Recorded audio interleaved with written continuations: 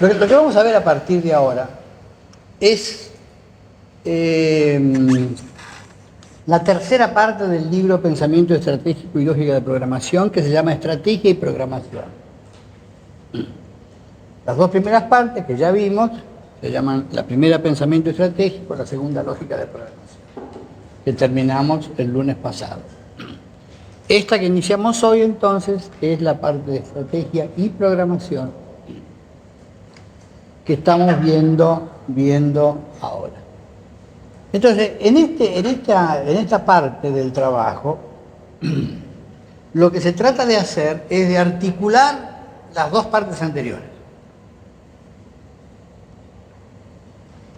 Es decir, de cómo se articula la estrategia con la programación. Y entonces el capítulo o la parte empieza con esta idea de las determinaciones, tanto de la estrategia como de las lógicas, que son las que estudiamos en la parte de programación. La parte de programación se llama lógicas de programación. Entonces acá se trata de relacionar a través de la idea de determinaciones las estrategias con las lógicas. Y entonces ahí aparecen las determinaciones de la estrategia. Y se dan tres tipos de determinaciones. Las determinaciones lógicas, las determinaciones no lógicas y las determinaciones informales. ¿Sí? Entonces, acá en este cuadro lo que se ve es las articulaciones donde están coloreadas las articulaciones principales, digamos, evaluado según mi idea. Entonces, lo que estamos diciendo ahí es, en primer lugar, que hay una determinación recíproca de las lógicas por la estrategia, que son las que están en él.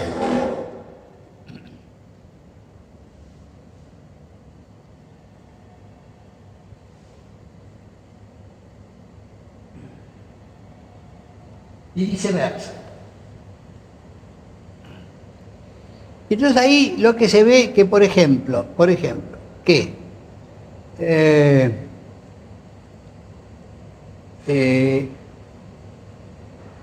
la lógica lineal, esa primera línea del cuadro,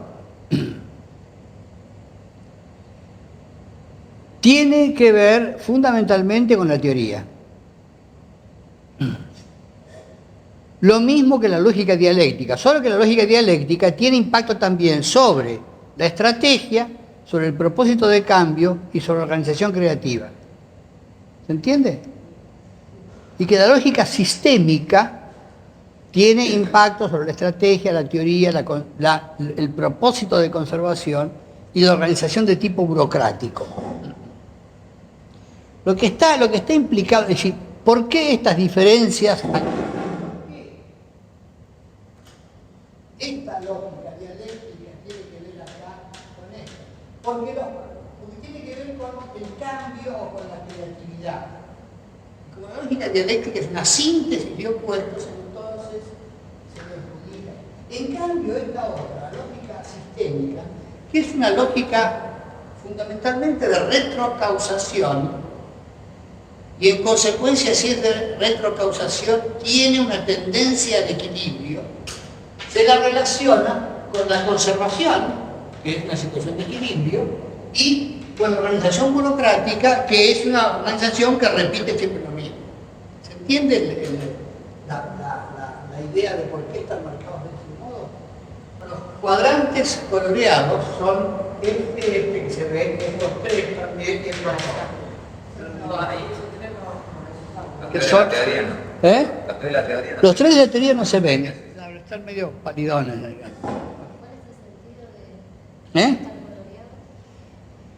Que son los más fuertes, que son, digamos, los que tienen más, una relación más mayor. Y los que están simplemente con una estrellita ahí son los que existe la relación, a mi juicio, Digamos, este cuadro está diseñado por mí, digamos, es lo que yo postulo como que ocurre en estas dobles determinaciones.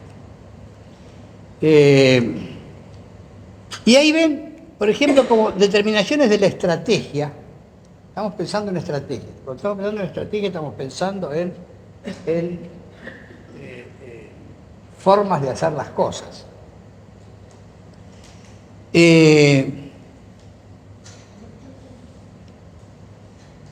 Aparece la ética como una determinación de la estrategia. Y como una determinación no lógica. Y también aparece el voluntarismo. Entonces, con respecto a esta cuestión del voluntarismo, que es una cuestión muy debatida y que nos hemos peleado tanto contra los voluntaristas, yo hago toda una disquisición en el texto acerca de la cuestión del voluntarismo. Una disquisición que tiene que ver fundamentalmente con la idea de proceso. Entonces yo digo, una cuestión puede ser interpretada como voluntarista en la medida en que se le extienda no como un proceso, sino como una cuestión instantánea. Entonces yo digo, esta idea del voluntarismo tiene que ver con este asunto. ¿Voluntarismo qué quiere decir?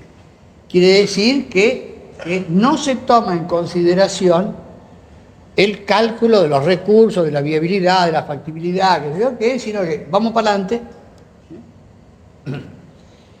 Y en cambio mi idea de voluntarismo es el cálculo acerca de cuestiones que hoy no se pueden realizar, pero que entonces plantean el tema de cómo se construye poder y se crean o se consiguen los recursos en algún plazo para, de aquí, en algún periodo, hacer que estas cosas se puedan realizar.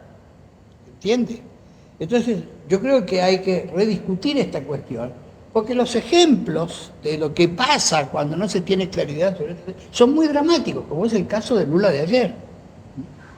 Bueno, entonces por eso yo incluyo ahí, bueno, no por lo de Lula, sino porque pienso de esta manera, es porque incluyo ahí la cuestión del voluntarismo y la discusión de cómo hay que entenderlo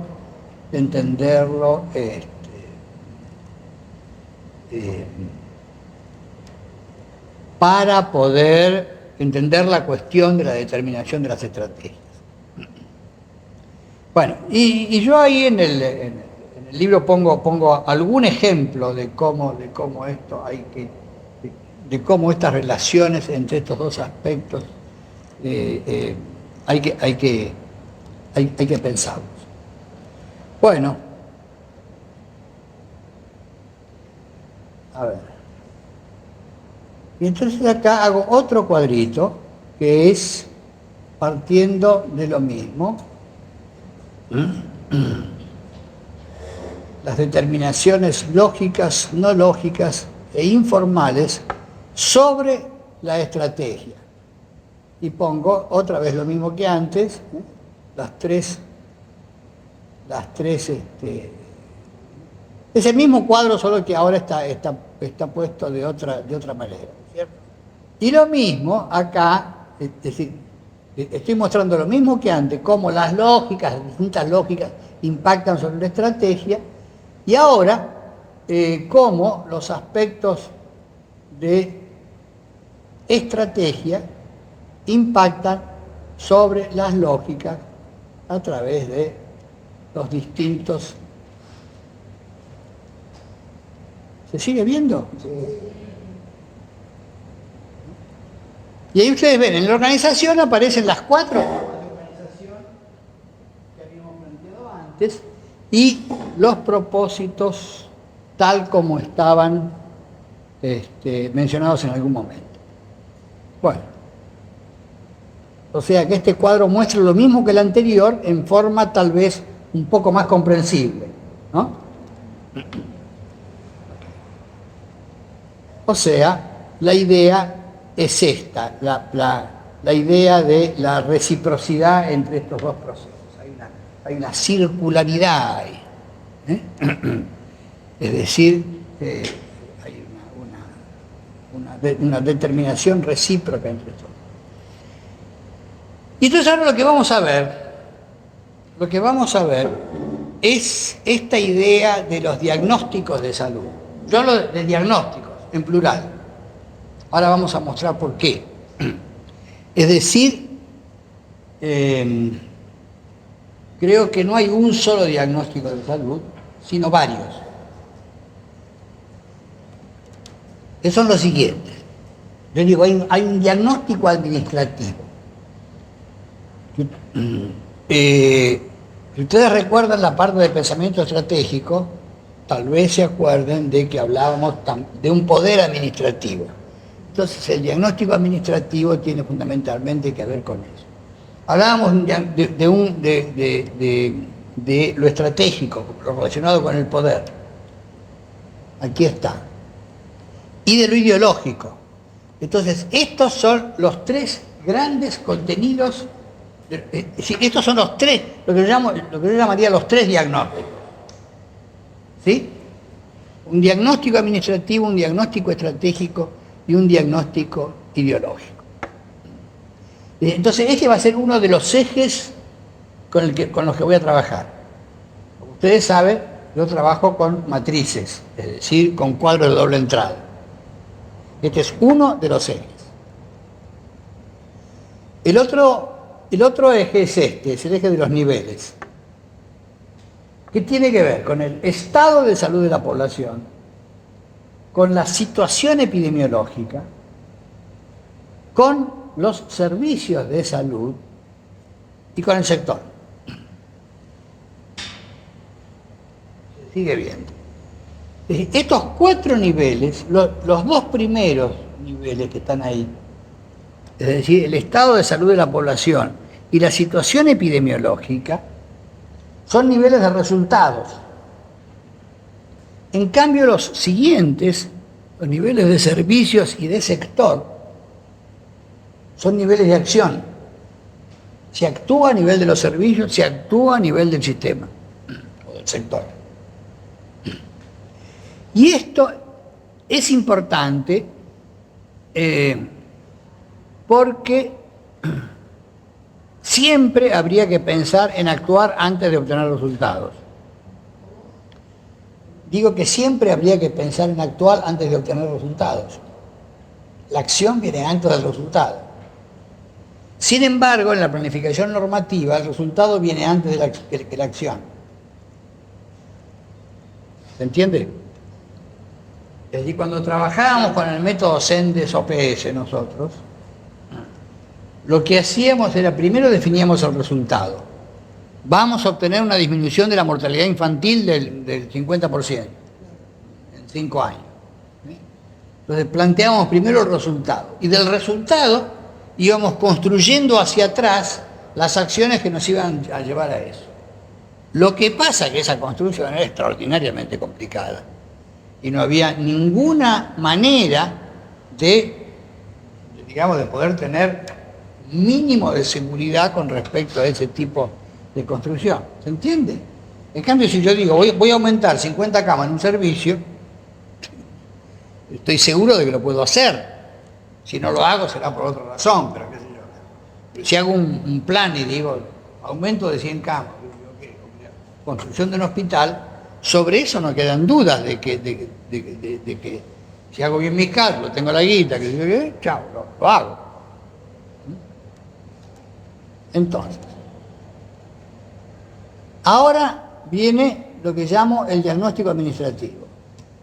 Y digo, al nivel de estado de salud de la población, digo, voy a mostrar las tasas demográficas de morbilidad y mortalidad.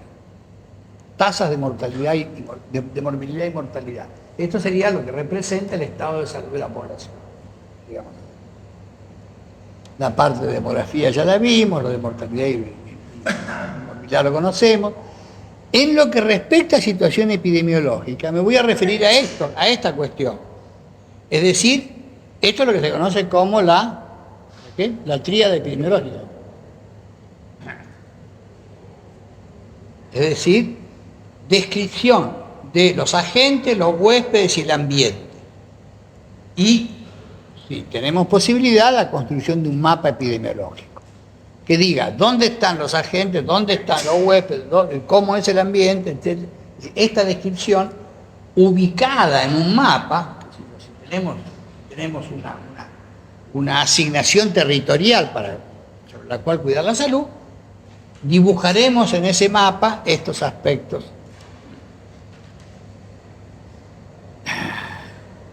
Ahora, acá, en el caso de los servicios, ¿se acuerdan que era el tercer nivel? Las dos cuestiones fundamentales que se plantean permanentemente son estas. Son la cuestión de la eficacia y de la eficiencia. Y esto está puesto ahí en color destacado, en rojo, lo de eficacia y eficiencia, queriendo expresar con esto, en cambio, el cuarto nivel de la efectividad, es decir, a nivel del sector, aparece medio opacado. ¿Por qué lo puse así? Porque en el diagnóstico administrativo, nuestra mayor posibilidad de intervención está en el nivel de servicios, que es donde podemos actuar fácilmente haciendo el cálculo de lo que conviene, de lo que puedo, de lo que decidí. Es decir, acá está la posibilidad de intervención. Porque esto en general, aumentar la eficacia o la eficiencia, requiere un mejor manejo de los recursos, inclusive de los que ya tengo. De manera que ni siquiera tengo el problema del aumento de los recursos, digamos. O sea, yo me puedo manejar con los mismos recursos, manejando, es decir, operando con ellos en forma más eficiente para aumentar la eficacia, etc. ¿Me explico? Este es el nivel donde yo puedo intervenir con más claridad. Y es por esto que en general en la administración el tema de la eficacia y de la eficiencia es un tema que permanentemente está siendo, digamos, digamos que es el caballito de batalla de la administración. Siempre hablamos de eficacia y eficiencia. Hablamos un poco menos de efectividad. ¿Qué quiere decir efectividad? Bueno, efectividad quiere decir prácticamente equivalente a cobertura. ¿A cuánto de la población que tengo asignada para cuidar alcanzo con los servicios? Esa será mi efectividad, en términos teóricos o reales. Es decir, la norma que se me impone es, en este lugar, que está bajo la responsabilidad de las autoridades, del municipio, de la provincia, de la región, de lo que fuera, del área hospitalaria o lo que fuera, usted tiene asignado el cuidado del 100% de la población de tal tipo, es decir, se le asigna normativamente una responsabilidad legal. Esta es una parte de la cuestión. La otra parte de la cuestión es cuánto de eso que tengo asignado realmente cubro con los servicios que presto. ¿Sí? Efectividad legal por una parte y efectividad real por otra parte. En los programas destinados a la población, destinados a otras cuestiones, será el porcentaje de territorio o de alguna otra cosa que está cubierta. Si hablamos de cloacas, es casas con conexión a la red, etcétera, de agua, etcétera, etcétera. Bueno, ahora, lo de eficacia y eficiencia lo vimos, ¿se acuerdan? Hablamos de eficacia como lo que es útil, como la relación entre actividades útiles y actividades totales, y de eficiencia como una relación con el costo total de la actividad. ¿Sí? ¿Se acuerdan de eso? Entonces vayamos a lo siguiente, que es el diagnóstico estratégico. Este es el segundo tipo de diagnóstico. Ahora, el diagnóstico estratégico se hace sobre los mismos niveles y las mismas cuestiones que el diagnóstico administrativo. Solo que la diferencia en qué estriba, en que si en el diagnóstico administrativo, yo quito toda referencia a lo social. Vamos a volver un poquito atrás. Cuando hablo de tasas demográficas de morbilidad y mortalidad, lo que voy a usar, voy a construir indicadores donde los denominadores son población según las clasificaciones demográficas más tradicionales. O sea, sexo, edad y edad. Sexo y edad. Sexo, edad y edad. Muy bien. Sexo y edad. Porque edad es muy importante. Estaba pensando en sexo masculino, femenino y la edad según... La edad según lo que ustedes quieran. Es decir, uno puede usar edad año a año o agrupar de alguna manera, menores de un año, de 1 a 5, que es como generalmente se agrupa, ¿no? 5 a 14, 15 a 45, etc. Tramos, diferentes tramos. Entonces los denominadores son la población del sexo que corresponda y de la edad que corresponda, etc. Y el numerador va a ser el de la clasificación internacional de causas de muerte con alguna agrupación, es decir, no vamos a usar las 999 causas porque son muchas, vamos a usar menos causas. Alguna cuestión. Bueno. En cambio, cuando hablamos del diagnóstico estratégico, acá estamos hablando de tasas sociales de morbilidad y mortalidad. Ya no son las tasas demográficas, sino son las tasas sociales. ¿Qué quiere decir tasas sociales? Que ahora los denominadores van a tener alguna caracterización social. Idealmente, muy difícil de hacer, la clase social. Entonces ya no es cualquier población, es población de tal sexo, tal edad y tal clase social. Lo que pasa es que ahí te quiero ver. ¿Cómo hago? Entre otras cosas, porque los sistemas de registro no incluyen estos elementos. Lo más que van a incluir los registros va a ser el trabajo o el empleo, si es que la persona tiene un empleo, o la profesión. Y en algunos casos así lejanos el nivel de ingreso. Pero entonces uno podría tener alguna manera de aproximarse a estas cuestiones más sociales.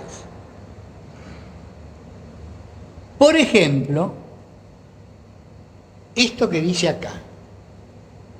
Cuando yo estudio la situación epidemiológica, esto de perfil de clase es un término de Jaime Brey.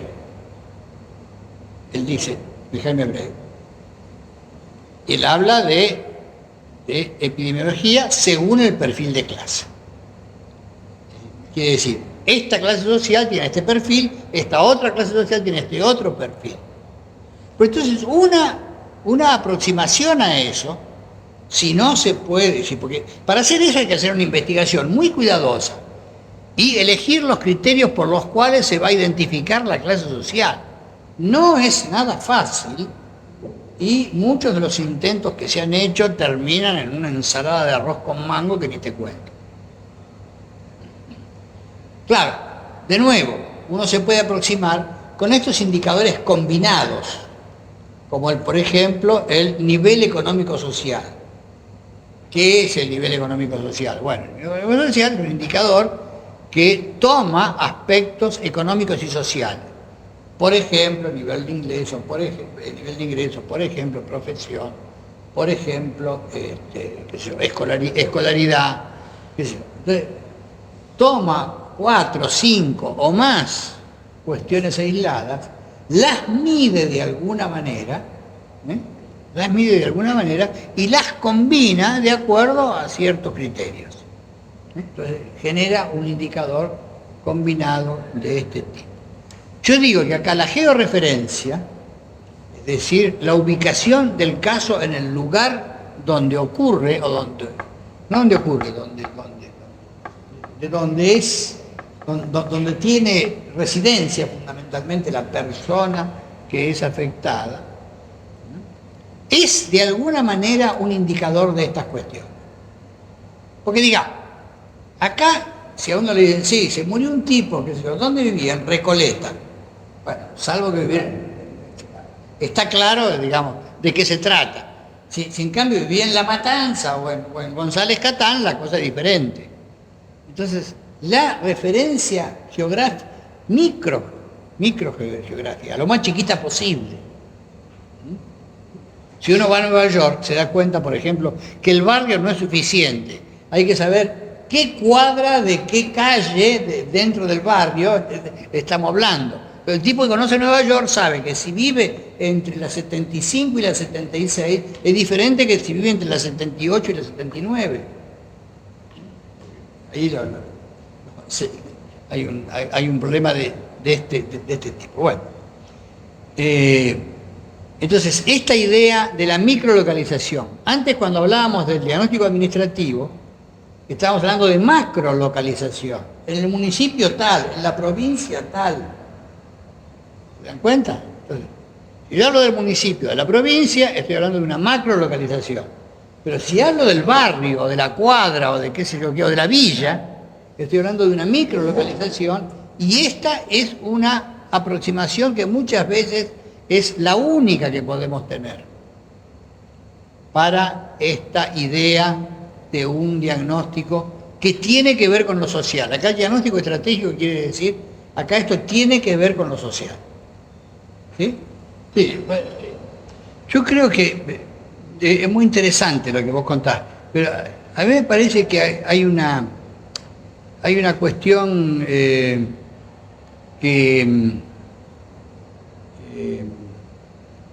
tiene que ver, digamos, con cómo se entienden los problemas, ¿cierto? A mí me parece muy bueno lo que ustedes hicieron, y creo que esta es una de las cosas que muestra que cuando uno se mete en un problema de este tipo, a tratar de hacer diagnósticos de este tipo, se va a tener que romper el alma para hacer un tipo de investigación no tradicional. Digamos, tiene que quebrar con lo que está normado para eso. Es lo que le digo, los sistemas de registro no trabajan para su propia destrucción. Y en consecuencia, no van a registrar hechos sociales que permitan mostrar que las cosas están muy mal.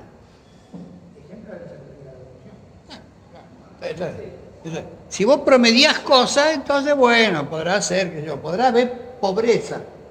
Pero esto demuestra que no es la pobreza lo que incide, sino realmente es otra cuestión. Sí, a nivel de servicios, lo que era el diagnóstico administrativo era el cálculo de eficacia y eficiencia.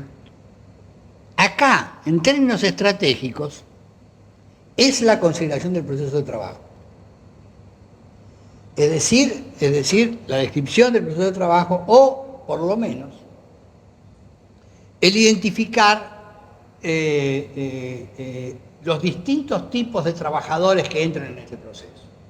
Que trabajadores manuales e intelectuales, para decirlo de alguna manera, o que trabajadores profesionales de distinto tipo, o que con formación de equipo, o etcétera, etcétera, etcétera. Y entonces esto me va a permitir pensar en cuestiones que tienen que ver con la organización del proceso de trabajo. Y sobre todo con la organización de los distintos tipos de trabajadores. ¿Cómo se organizan? Por rama de trabajadores, por profesión, por ser trabajadores de salud. Lo que no se ve en el nivel anterior, que es proceso de trabajo, es porque lo que se quiere destacar aquí es que en este caso del diagnóstico estratégico, Las formas de financiamiento son lo central. Las formas de financiamiento son lo central. Lo voy a explicar. Yo digo, las formas de financiamiento son las que organizan subsectorialmente al sector salud. Es decir, pongamos el caso, yo médico asistencial con un consultorio privado en mi casa, qué sé yo qué. ¿Cuál es la forma de financiamiento de mi trabajo? Es el paciente que llega a mi casa, toca el timbre, qué sé yo qué, me pide quiero atenderme con usted, lo atiendo, le hago un diagnóstico, no sé qué, y le cobro la consulta. Después la forma de financiamiento es una forma totalmente directa. El tipo que va y pide el servicio es el que paga y le paga directamente al tipo que le presta el servicio.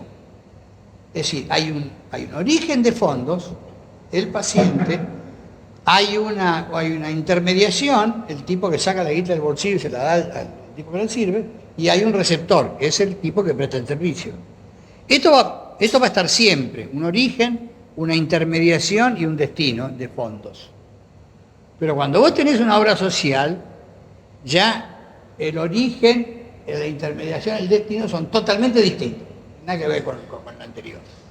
Entonces, la forma de financiamiento, y si el financiamiento se hace vía sistema impositivo, qué sé yo qué, Dirección General Impositiva, Tesorería de la Nación, no sé qué carajo, etcétera, etcétera, hospital público, ahí la forma de financiamiento es totalmente diferente. Entonces, la forma de financiamiento es la que estructura el sector. ¿Sí? El problema que tiene esto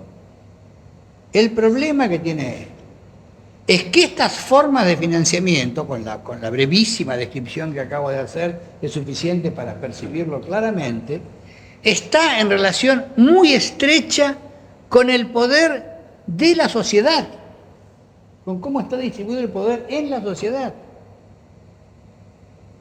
¿Es cierto? El rico puede darse el lujo de atenderse privadamente, internarse en la clínica suizo-argentina, ¿no? Que es la que nos gusta a nosotros, ¿no? Por supuesto, es la que no. ¿Ella por qué? Va, pide el servicio, saca la guita del bolsillo, paga, que no tiene problema. Y es por esta razón que el subsector privado es el que está más integrado. Ahí no hay problema. Si tenés la suficiente guita, no hay problema. No hay problema. Está perfectamente integrado, funciona la misma maravilla. En cambio, cuando vas al sector público, los que pagan no tienen nada que ver con lo que reciben. Entonces van a hacer todos los esfuerzos posibles para no pagar, porque si pagan saben que el beneficio no lo van a recibir ellos. Por ejemplo, digamos, los que pagan son los exportadores que tienen que hacer los depósitos de la guita en el Banco Central, que es lo que dispone la ley. Van a tratar de eludirlo, porque esa guita se la van a gastar en los hospitales públicos para que atiendan a un negro de mierda. Entonces, ¿por qué vamos a pagar? Vamos a tratar de escaparnos de él. Y entonces vos tenés un sistema que desde este punto de vista está totalmente fragmentado. Si además de esto le agregás el mecanismo de intermediación, que es quien recoge la guita y cómo la distribuye a donde tiene que llegar, te encontrás con por lo menos tres o cuatro o cinco grupos sociales diferentes que van a generar unas dificultades para que la guita llegue a donde tiene que llegar, que son realmente muy importantes. Tercer diagnóstico, el diagnóstico ideológico. Es decir, lo que vimos hasta ahora es, el diagnóstico administrativo tiene que ver con la materialidad, con la lógica de la materialidad, cómo se manejan los recursos. humanos, materiales, etcétera, etcétera. El diagnóstico estratégico tiene que ver con las consecuencias sobre la sociedad de las desigualdades o con la intervención de distintos grupos sociales, es decir, tiene que ver con la distribución del poder en la sociedad. Esta idea de Mario Grossman de escribir ese libro tan bonito, Como se vive, se muere. Como se vive, se muere. ¿Por qué se muere distinto cuando uno es rico que cuando uno es pobre? Y porque como se vive, se muere, efectivamente. Porque hay una distribución de poder en la sociedad que hace que el que es rico viva y se muera de forma diferente del que es pobre. Claudio Bloch dice, el que tiene SIDA y es rico tiene una enfermedad crónica. El que tiene SIDA y es pobre tiene una enfermedad mortal. Esa es la diferencia.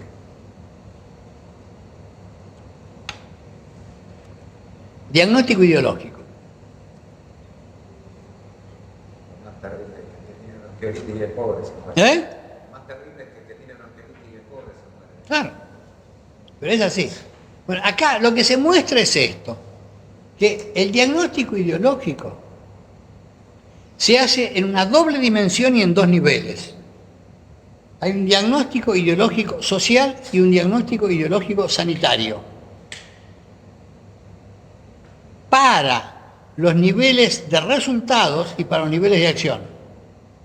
Acá ya no hay 4 niveles, los fui achatando un poquito, hay 2 nada más. ¿Qué quiere decir esto? Quiere decir que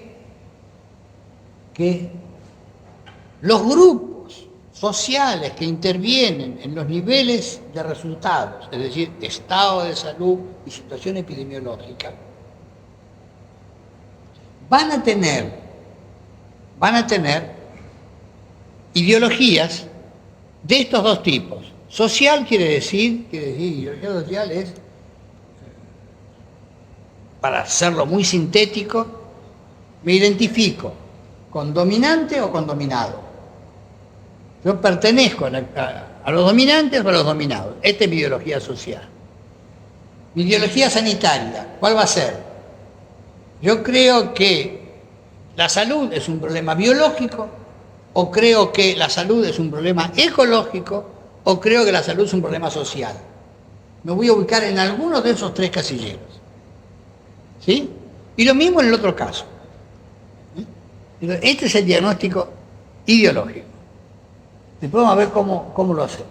Y ahora viene lo que llamo la síntesis diagnóstica, que tiene que ver con esto que está marcado acá, con actores sociales y campos de fuerza.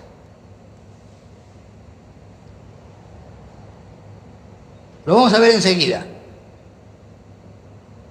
Quiere decir que una vez que yo he hecho los otros 3 tipos de diagnóstico, voy a hacer una síntesis. Bueno, ahora lo voy a mostrar todo completo. ¿Qué es esto? Diagnósticos de salud. ¿Se ve eso? Qué bien. Administrativo, estratégico e ideológico. Son los 3 que mostré recién, antes de ahora. Los niveles. El estado de salud, la situación epidemiológica, los servicios y el sector. Los 4 niveles que mostré. Ahora estoy juntando la matriz que construí antes.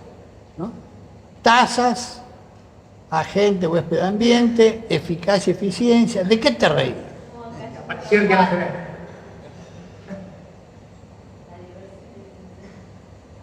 Acá estoy armando. No me digas que no está bonita. Espectacular. Y la síntesis es esa. Es decir, todo lo que presenté antes, ahora lo junté en esta matriz. ¿Sí? Y dejé con esos colores destacados los terrenos de máxima importancia, como les decía antes, el terreno de los servicios en el diagnóstico administrativo, el de las formas de financiamiento en el diagnóstico estratégico y el social sanitario referido a servicios del sector. Es más importante aquí que en el otro.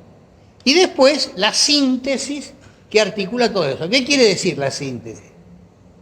La síntesis quiere decir que ahora voy a juntar todo lo que hice antes Fíjense el aspecto metodológico. Cuando yo hago un análisis, analizar quiere decir fundamentalmente fragmentar.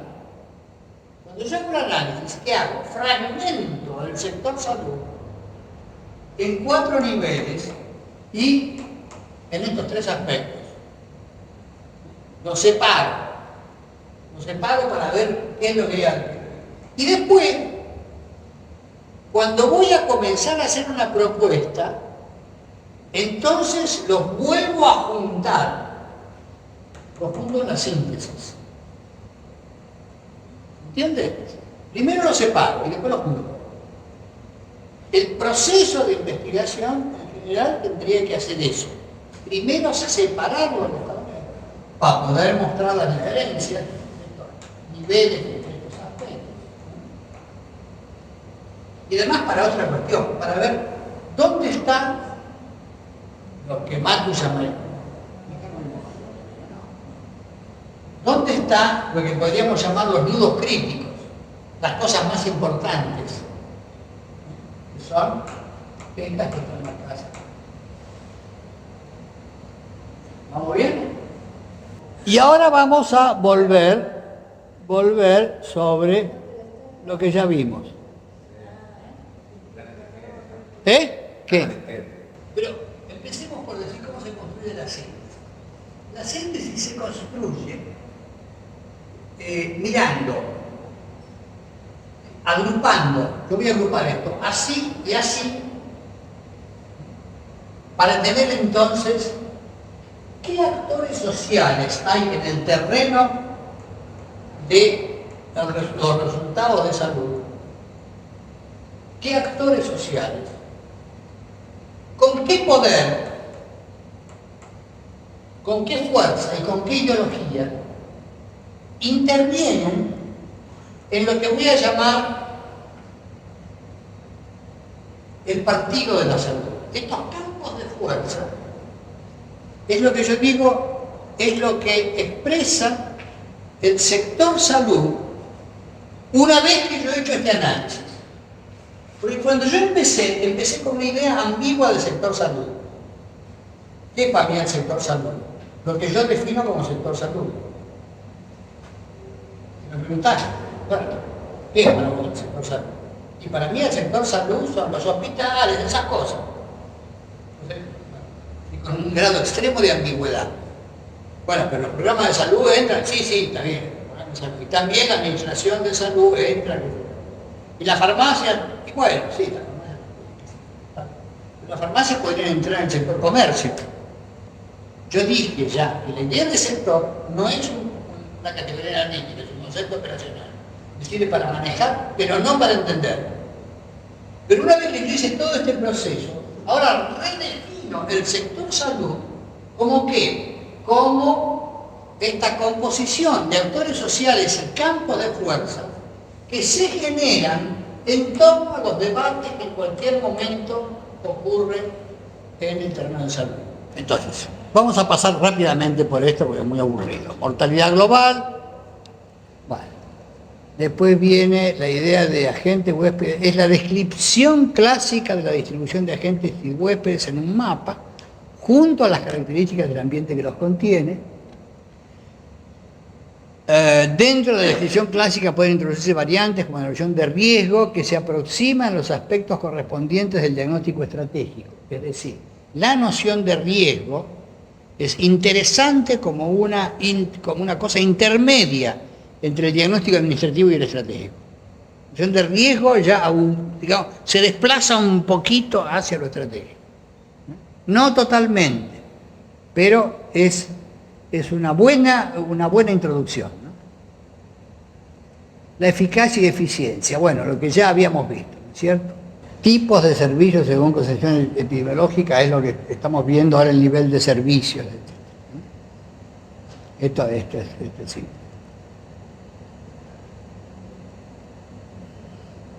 Bueno, este es un cuadro que a mí me parece que tiene algún interés porque ayuda a pensar cómo se plantean los distintos tipos de servicios y cómo se diseñan los servicios.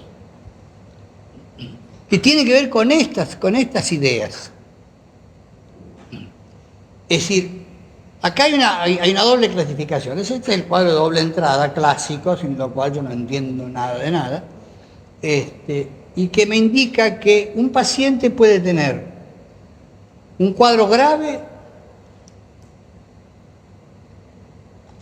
con esas dos posiciones, es grave o no es grave, y además, y separadamente, si es una emergencia o no es una emergencia. Que sea grave no quiere decir que tenga una emergencia. Un tipo que tiene un tumor de páncreas tiene una gravedad extrema y a lo mejor no tiene ninguna emergencia, digamos, no hay por qué atenderlo en los próximos 5 minutos y no se muere. Y un cuerpo extraño en la laringe puede no presentar gravedad, pero si no lo atendés en los próximos 5 minutos, seguro que se muere. ¿Entiende? Entonces yo separo estas dos cosas y ahí están los resultados.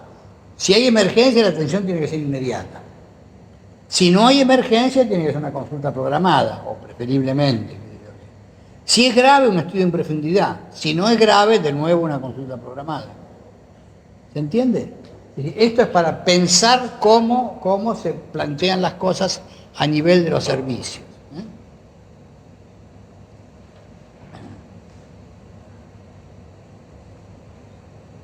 Un cartelito ahí que dice que la gravedad es considerada una característica intrínseca de la enfermedad. No necesariamente de la ubicación de la enfermedad. Un pólipo en general no es grave. Pero si el pólipo está en el endocardio, me parece que más bien tenés un problema así.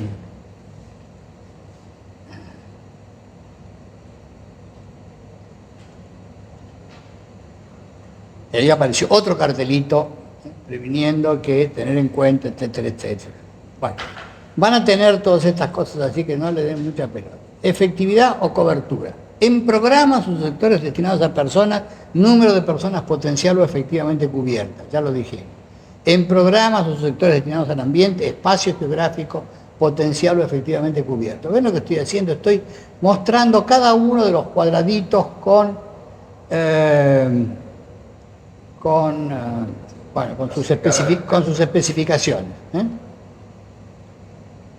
Y acá lo mismo que habíamos anunciado.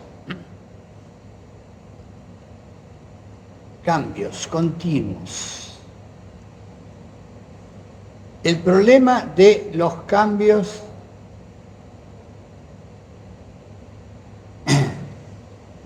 continuos.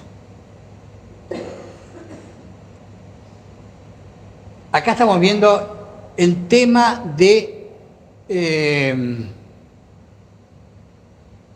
problema de los cambios. El problema de los cambios, porque esto tiene que ver con los diagnósticos estratégicos. Cambios continuos son adaptativos, que es el tema del equilibrio en procesos dinámicos. Algo tiene que cambiar para que todo quede igual. ¿Quién decía eso? El Gato Pardo decía eso. Algo tiene que cambiar para que todo quede igual. Esos son cambios adaptativos, que es lo que se muestra ahí, qué sé yo, pequeños desvíos, pero la relación entre la función X e Y sigue más o menos el mismo terreno. Y cambios discontinuos. Es una crisis. El cambio discontinuo es una crisis. Que implica a veces una circularidad de este tipo. Cambiar dentro del sector para poder fuera del sector. ¿Se entiende esto? Para poder algo fuera del sector. Yo digo,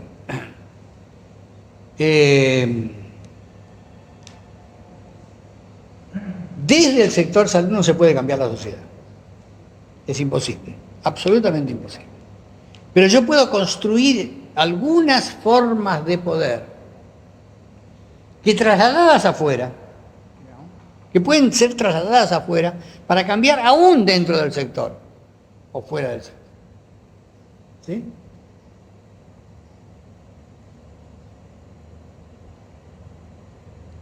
Y esto entonces es un requerimiento. Rearticulación de la estructura de poder sectorial, que está afectada por la situación de crisis. Y aquí vemos entonces la formulación matemática de esa discontinuidad. Entonces, en el punto x igual a 0 hay una discontinuidad que es irreparable. No hay ninguna manera en que se pueda solucionar. Va de menos infinito a más infinito, en términos matemáticos. Entonces, acá no la puedo arreglar de ninguna manera. Entonces hay que cambiar. ¿Por qué pongo esto? Porque la noción de cambio tiene esta ambigüedad. ¿De qué cambio estoy hablando? Si estoy hablando de cambios continuos o cambios adaptativos, es una cosa totalmente distinta a hablar de cambios discontinuos. Es otra cosa. El perfil de clase.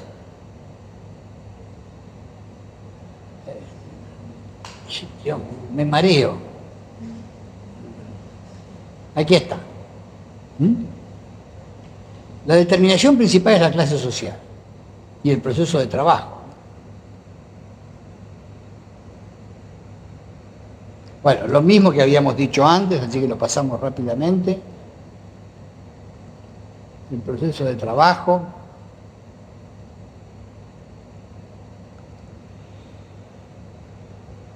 Entonces, estamos hablando ahora de proceso de trabajo, es decir, estamos en el diagnóstico estratégico y el nivel de servicios. ¿Se acuerdan? Por eso fui construyendo así, ¿no? Y aparece el tema de las contradicciones y los conflictos en las instituciones. Y ahora viene la cuestión de la ideología. Y ahí he puesto... ¿Se ve? Sí. He puesto una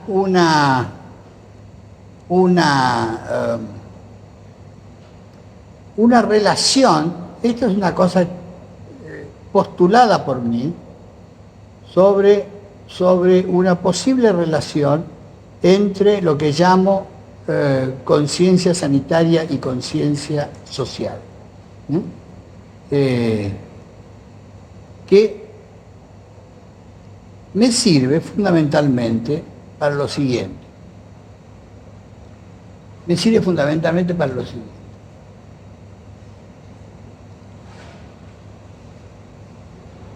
Me sirve para pensar cómo tengo que trabajar. Es decir, para dos cosas. Por un lado, tratar de identificar al enemigo, que va a estar siempre acá, y que va a ser tanto más enemigo cuanto más esté en esta columna. Por otra parte, me muestra, y esto es postulado por mí, las asociaciones en términos del número de crucecitas. Esto lo divertía mucho, ¿no? Yo digo que es muy frecuente que los grupos que tienen una conciencia social dominante y una conciencia sanitaria biológica,